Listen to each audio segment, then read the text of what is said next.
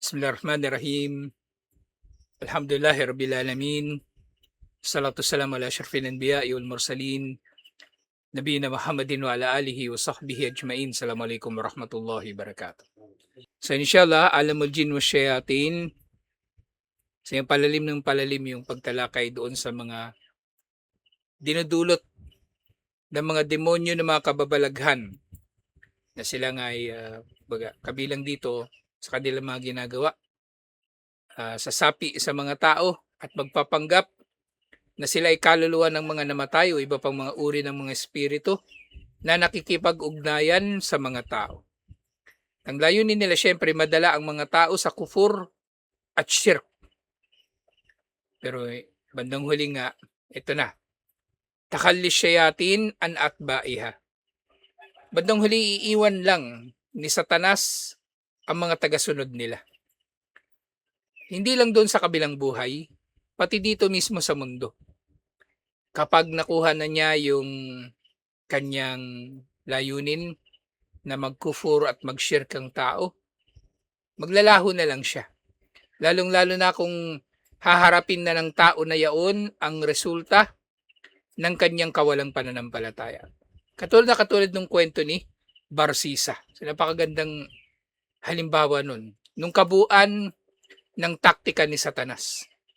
Ililigaw niya ang tao ng dahan-dahan. At ililigaw niya ang tao sa pamagitan ng mga bagay na pinagnanasaan ng tao. Hindi lilitaw si Satanas sa mga tao sa anyo niya. Iba iniisip kasi ng mga tao yung anyo ni Satanas nakatakot. May sungay, may buntot, may pakpak. Tapos merong yung yung tinidor na malaki. Diba? Hindi ganon. Lilitaw siya sa anyo na kumbaga kaaya-aya o mapapaniwala niya yung mga tao. Katulad kung paanong nabanggit na kung paanong si Satanas ay lumitaw sa Quraysh para sulsulan sila. Bawa kahit doon sa Badar, di ba? Nagpakita si Satanas sa anyo ni Suraka at kumbaga nagsulsul sa kanila. Tiba-tiba pang mga ganitong paraan. Pero bandang huli, di ba? Nabibitayin na si Barsisa, tumakas si Satanas. At nung kaharap na ng mga Muslim, yung Quraysh sa labanan, tumakas na rin si Satanas. So, ganito yung ginagawa nila. Ang layunin nila manlinlang lang ang iligaw ang mga tao. Kasi nga, haula iladina yud'auna birruhaniyin yazumuna annahum yuhdiruna al-arwah wa yu'alijuna biha kadibun. So itong mga nag-aangkin na ito ng spiritualismo o spiritismo, inaangkin nila na sila ay mayroong kakayanan dito. At nag-aangkin sila na sila ay may kakayanan na tumawag at makipag-ugnayan sa mga kaluluwa at mga espiritu. At nanggagamot sila sa pamagitan ng kapangyarihan na ito. Sila ay mga sinungaling. Pamahadihil arwah illa syayatin. Tamang inaangkin nila na ito ng mga kaluluwa ay hindi hihigit pa sa mga demonyo na kumbaga pupunta sa kanila, may kipag-usap sa kanila. Wakad tatakalla syayatinu an haulai fatadulluhum wa tadallahum. Ang mga demonyo na ito nga bandang huli, iiwan lang din naman niya itong mga tao na ito. Na iiwan sila na sila ay kumbaga nakapanligaw dito sa mga tao na ito. Habang ang mga tao na ito ay nakapanligaw din sa iba pang mga tao. Nasyarat jaridatu al-Kabsi al-Kuwaitiyah makalat o makalan ja'a fihi birataniyan bi asriha tatahaddathu hadhil ayyam an alamir ruhaniyah. So nabanggit daw doon sa isang magazine na kumbaga pinangalanan nila na na Al-Kabbas o Al-Kabs. So meron daw medium, Peter Goodwin ang pangalan niya. British. Nandun daw sa kanilang lugar, 1978 ito na-publish. Itong dyaryo na ito, magazine na ito. Sabi, itong si Peter Goodwin daw, alladhi kana yatamatta bimawahib ruhaniya kharika yastatiu biwasitatiha an yushfil marda min amradil musta'siyah. Sa kanyang pag-aangkin, meron daw siyang kakayanan na mahimalang magpagaling ng mga sakit na mahirap na gamutin. Cancer halimbawa at iba pang mga kapansanan. Wiyakshiful asya al-mafkuda. Nagagawa niyang hanapin yung mga bagay na nawawala. Weskar larwa likhidmati al-insan. At nagagamit niya rin yung mga kaluluwa na ito, yung mga espiritu na ito para tulungan ang sangkatauhan. At kabilang sa mga kapangyarihan nito ni Peter Goodwin. Wakana Peter Goodwin yatamatta bikudratin farida yastatiu biwasitatiha an yujada fi aktarin min makanin fi waqtin wahid. Kaya daw niya na mapunta sa iba't ibang mga lugar sa isang panahon lang. Sa naiulat, faqad kana yushahidu asdikauhu fi London mathalan wa yushahiduhu akharuna fi lahdi nafsiha fi Liverpool wa akharuna fi Manchester. Sa parehong panahon daw, nasaksihan siya ng mga tao na nasa London, nasa Liverpool at nasa Manchester. Malalayo to mga lugar na ito. May ilang kilometro ang pagitan ng bawat isa sa isa't isa. Bainama yu'akkidu fariqun rabi'un annahu lam yakun fi hadal makan wala dhalika wa inna makana yajlisu fi manzilihi baina zawjatihi wa auladihi. At sa panahon na ito, na nandun daw siya sa 3 lugar, meron pa nag-aangkin na actually, nandun din itong si Peter Goodwin daw sa kanyang bahay, kasama yung kanyang pamilya. So marami siya kababalaghan na ginagawa.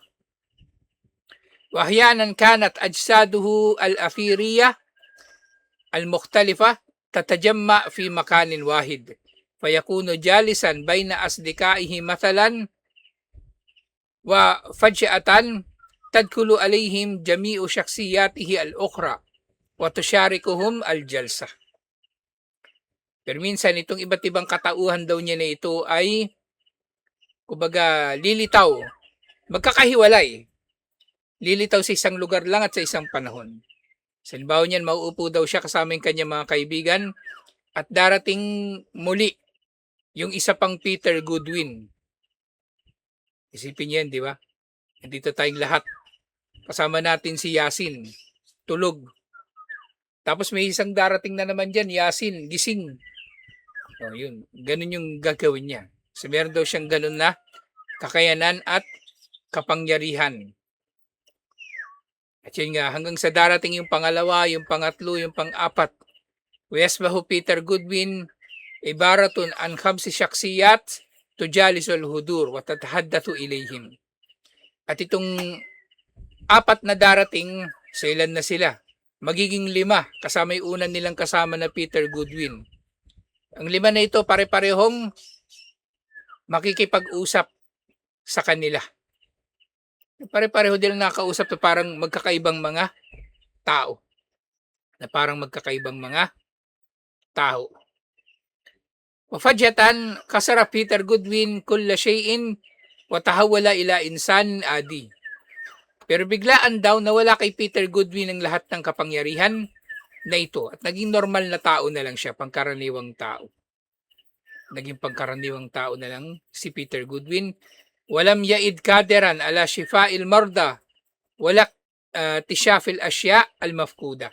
Wala na siyang kakayanan na magpagaling ng mga may sakit o humanap ng mga bagay-bagay na nawawala. Wala kishpal mustakbal at hindi na niya nalalaman ang mga mangyari sa hinaharap. Wala taskiral arwah likidbatin nas. Hindi na niya magamit to yung mga espiritu para paglingkuran ng mga tao. Wakad badaat ma'satu Goodwin fi sanatil madiyah عندما حاول استغلال المواهب التي منهة له لتحقيق مكاسب مادية. Itong kanyang kapangyarihan daw ay nagsimulang mawala. Nang gamitin daw niya yung kanyang kapangyarihan para magkamit ng pera. Kumbaga nagpapabayad siya. Mula nung nagpapabayad siya sa kanyang mga serbisyo, unti-unti raw nawala yung kanyang kapangyarihan. Unti-unting nawala yung kanyang kapangyarihan. وهو ينظر الآن إلى الماضي القريب يقول إنما حدث لي لم يكن في الحسبان فقد غضبت الأرواح مني وسلبتني بركتها. Sabi ni Peter Goodwin nung in-interview siya, yung nangyari daw sa kanya ay hindi niya nga inaasahan na mawawala yung kanyang kapangyarihan. Pero kung tutuusin daw, maaaring ang nangyari, nagalit daw sa kanya yung mga espiritu at yun yung naging parusa nila sa kanya, yung alisin sa kanya yung ganoong kapangyarihan. Alisin sa kanya yung ganoong kapangyarihan. Pero syempre, nalalaman natin ito bilang mga Muslim, natupad na ng mga jinn, ng mga syaitan yung kanilang gusto kay Peter Goodwin. Na mailigaw si Peter Goodwin at si Peter Goodwin naman ay magliligaw sa iba pang mga tao. Pero nung kasagsagan ng kanyang kapangyarihan ni Peter Goodwin,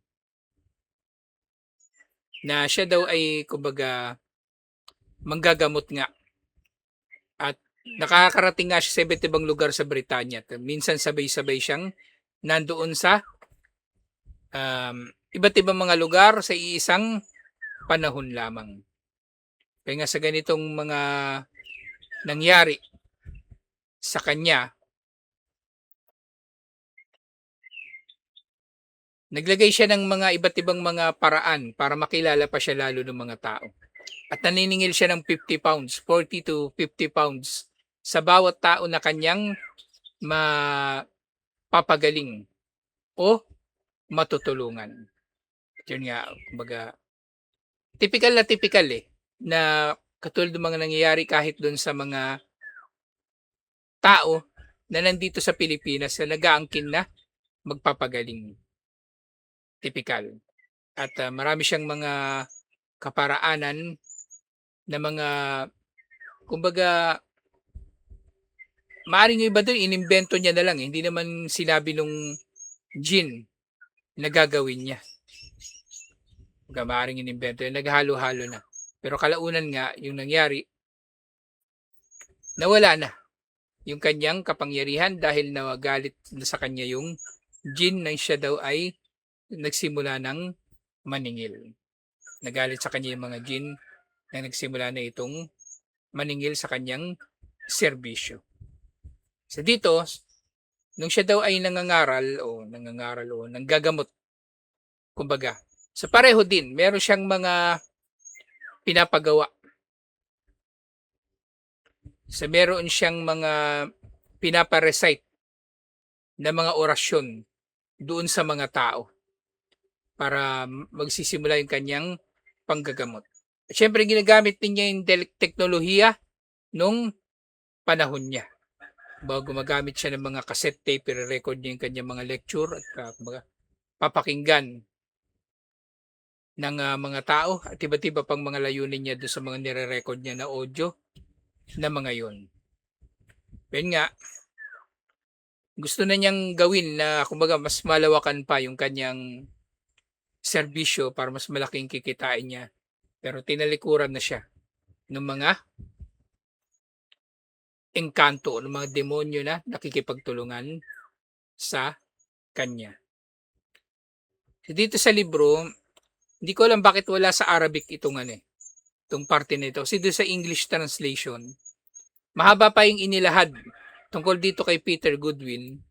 So maaaring kumbaga nawala na ito, tinanggal na ito doon sa mga sumunod na mga edisyon, lalo na nitong Arabic na kopya. So, inalis na siya. Kasi kinote pa nila yung buong article eh. Yung buong article nung nangyari doon kay Peter Goodwin. Pero dito sa dulo, merong bahagi dito ng komentaryo pero wala rin dito sa Arabic. Nandito na sa translation na lang. So, sabi dito, itong tao daw na ito si Peter Goodwin ay nag-aangkin na kumbaga kaya niyang tawagin yung mga kaluluwa. Pero meron daw patunay na mga demonyo lang talaga yung mga dumarating na yon. Kasi ang mga pinapagawa niya ay mga gawain na unang-una walang batayan sa Islam at typical na gawain ng mga espiritista. Bawa niyan, magpaparecite siya ng mga orasyon at kabilang doon yung nagpapagawa daw siya ng mga estatwa doon sa mga tao na kanyang kumbaga tutulungan na makausap yung kaluluwa ng sino mang gusto nilang makausap na kaluluwa. So lahat ng ito ay pare-parehong mga gusto ni Satanas. Mga bidaa, siyempre mga rebulto na pangunahin sa mga paraan ng shirk at kufur. At nakakagalit ito kay Allah. Kumbaga, kamuhi-muhi kay Allah mga gawain na ito. Pangalawa, dahil si Satanas talagang tumutulong sa kanya. So nagagawa niya yung, diba yung nabanggit kanina, nasa marami siyang lugar sa isang panahon lang. At mangyayari na yung 5 Peter Goodwin ay nasa isang lugar at isang panahon lang. At nakakausap pa ng mga tao. Sabihin lahat ng yun, hindi guni-guni. 5 Peter Goodwin ang lumitaw. At ang bagay na ito ay kumbaga hindi kakaiba na kayang-kaya nga ni Satanas. So ganito ngayon nangyari nang lumitaw si Suraka bin Malik doon sa Badar, nabanggit natin kanina. As Ibn Taymiyyah rahimahullah, naiulat niya yung napakaraming ganitong mga pangyayari. Bawa sa naiulat ni Ibn Taymiyyah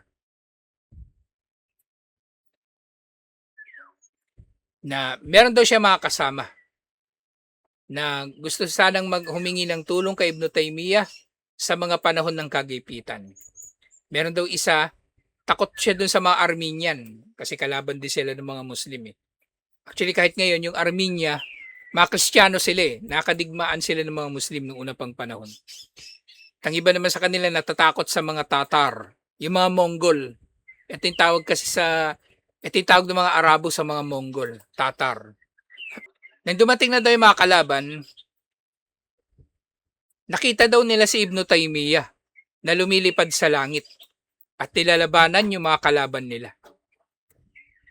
Parang ano, di ba Superman? Nakita nila si Ibn Taymiyyah. At nang nakita nila si Ibn Taymiyyah sa mga sumunod na panahon, kinuwento nila ito. Ngayon, hindi ito pinangaral ni Ibn Taymiyyah sa kanila, siyempre, di ba? Hindi ipinangaral. Pero si Satanas, meron siyang layunin na matutupad sa pamagitan ng ganito. Magpapanggap siyang si Ibn Taymiyyah. Tapos sasambahin na ng mga tao si Ibn Taymiyyah at iba pang mga katulad nito. Sinabi nga niya, hindi ko alam yung sinasabi ninyo. Hindi raw niya tinulungan yung mga tao. Bagkus talagang nilinaw niya, dinirekta niya. Si Satanas yun, yung nakita nyo. At ginayang ang kanyang anyo. Nang sa gayon kayo ay magtatambal kay Allah. At hindi na iulat ni Ibn Taymiyyah na meron pang iba mga pagkakataon na nangyari ito sa iba pang mga kumbaga tagapagturo. At hayagan, direkta at walang paligoy-ligoy. Sinasabi nila, yung nakita ninyong ako, si Satanas yun. At gusto niya na kayo ay magtatambal sa kanya. So, kapangyarihan. Merong kapangyarihan sa Satanas na gayahin ang anyo ng tao. Gayon din yung iba pang kanyang mga kasabwat na mga demonyo. Di ba, nabanggit na nga natin nung nakaraan. So, si Bayanuni, na kwento niya yung ilan sa kapangyarihan ng mga medium, nakita daw nila yung sarili nila na nandun sa labas. Samantalang nandun sila. So, maaaring demonyo lang din yun na ginagaya yung kanilang mga anyo. Ngayon nga si Peter Goodwin, pangatlong sinabi niya siya kay Omar al-Ashkar na yung pag-alis ng mga demonyo ay katulad lang din kung paano siya ngaalis o mangiiwan sa mga tao na inilagaw na niya. Sa tulad na halimbawa kung paanong iniwan ni Satanas yung monghe. O, ito na yung kwento ni Barsisa. 'Di ba si Barsisa, nalaman ng mga tao na nagzina, pumatay pa. At papatawan na siya ng parusang kamatayan. At ang huling sinabi sa kanya ni Satanas na magsujud sa kanya para matulungan siya ni Satanas. Pero ngayon kanyang sujud na yon bandang huli, yun yung huling-huli niyang bagay na nagawa, magsujud kay Satanas at namatay siyang kafir. Hindi naman siya tinulungan talaga ni Satanas. Dito raw para, gayon din bukod sa mag-shirk at kufur, para ipahamak siya. At ihamak na rin para siya ay mapapahiya sa mga tao. At yun din balik kay Peter Goodwin. So yung kanyang mga panggagamot at iba't iba pang mga kababalaghan na nagagawa. Hanggang sa huli, iniisip niya na, kumbaga, nakatulong ito sa mga tao. At maaaring galing pa nga ito, maaaring sa isang pagkakataon, inisip niya na galing ito sa Diyos. Kumbaga, yung mga nakakausap niya, mga demonyo o yung mga nakakaugnayan niya, ay inutusan ng Diyos na tulungan siya. Pero nga bandang huli, iniwan lang siya ng mga ito, waliyadu billah. So, Satanas, iiwan niya lang ang mga tao. Hindi niya, kumbaga, walang ipinapangako si Satanas liban na lamang sa pagkaligaw. Wala siya pinapangako sa mga tao liban na lamang sa pagkaligaw. Waliyadu billah. So, ito yung yung wakas ng kasaysayan ni Peter Goodwin na naging instrumento sa paglaganap ng mga pagkaligaw na ito. Waliyadu billah. So, sumunod na kabanata dito, Al-Matlabur Rabi, Al-Jinnu wa Ilmul Ghaib. So, ang karamihan sa mga nalalaman natin na mga bagay-bagay na may kababalaghan, yung mga engkanto talaga ang may dulot sa mga ito. At kumbaga, yung mga nalalaman din natin tungkol sa mga nalilingid, liban pa doon sa talagang ipinahayag ni Allah tungkol dito para lamang malaman natin, magkaroon tayo ng idea tungkol sa mga al-ghaib. Yung mga demonyo, ipinapahayag din nila itong mga bagay na ito ng sa gayon ay magdudulot sa atin ng dagdag pa na kalituhan. Waliyadu billah. So tutuloy natin yung pagtalakay na dito next week. Inshallah. Ito na nga yung, kumbaga, yung nakaraan, natagalan tayo, doon tayo nagtagal sa usapin ng mga medium. Ngayon naman, yung mga manghuhula. Manghuhula na, kumbaga, nag-aangkin na nalalaman nila yung mangyari sa hinaharap. Actually, hindi lang hinaharap eh. Kahit nakalipas. At o nangyayari ngayon. Di ba, alam nila kung nasan yung mga nawawalang bagay. Yung mga ninakaw, alam nila kung sino nagnakaw at saan tinago yung ninakaw. At iba't iba pang mga bagay. Waliyadu billah. So, tutuloy natin ito inshallah. Assalamualaikum warahmatullahi wabarakatuh.